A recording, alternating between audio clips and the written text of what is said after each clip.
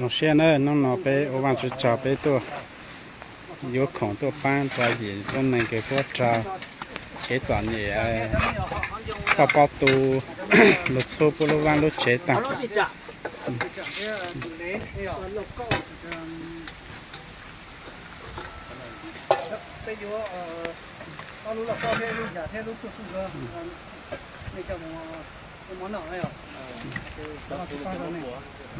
nó cho khổng bảng ha lê ha lọc co ha tệ đa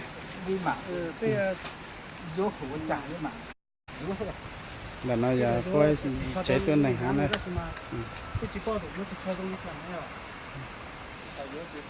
đây là hộ gia đình mà bị sạt lở mà mất hết cả nhà cả quần áo cả gạo cả nồi cả xông cả chiếu chăn màn hết, cho nên là hội thánh chúng tôi cũng có người ân nhân và hội thánh chúng tôi ở trên Lai Châu trên Chu Va thì cũng gửi cả ít tiền này.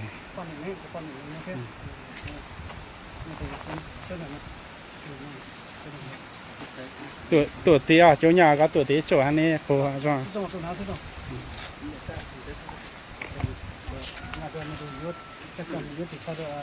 Nhà xong rồi. Chỗ lo tàng.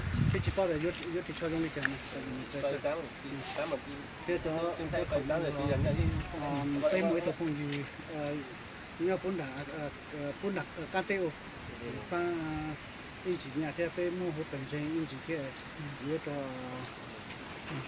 那个到那个些被他这边嘛被一个山那个路真了这些嘛，就知道这个，就到那这个被山的那个下，那弄被那么被就搬到那这边去，然后搬到那个真的，那路那个他木路街角，大家就打这个就。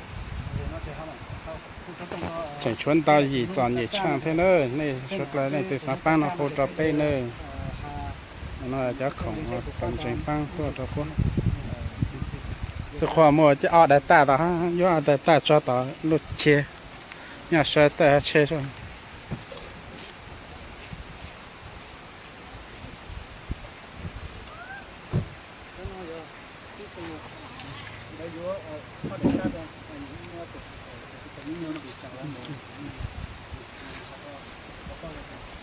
hello nhớ chung à cho nó chế mồ rồi ít plan năng lỗ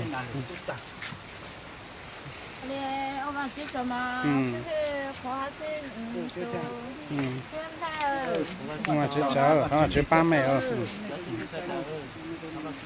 mà chứ ban đầu mẹ họ có món đầu mẹ ha có nhiều tờ nhiều lo mẹ chỉ có ban thì nhiều lo thôi là chỉ có món đó mẹ cháu xí ha mà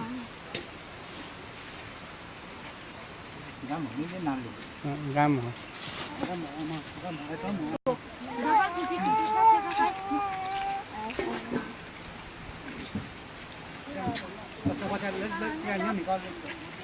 hả? Chỉ lộ á.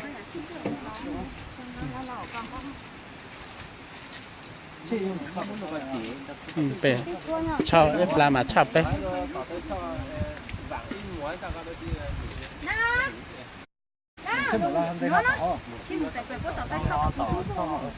soi plau nó chết mà nó tận đâu con mà chỉ biết rồi.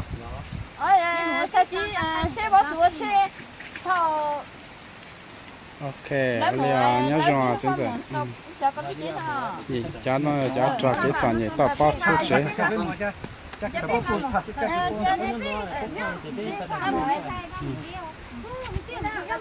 Sẽ nó bé một xe phố lốt chế nữa. Nhớ rồi mà xin chỉ mẹ đồ đó.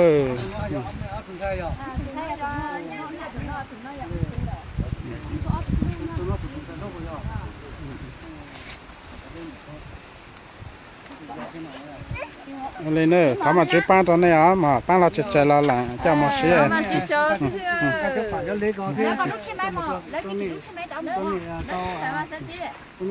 Tao bố kia tao ôm món nọ nhỉ?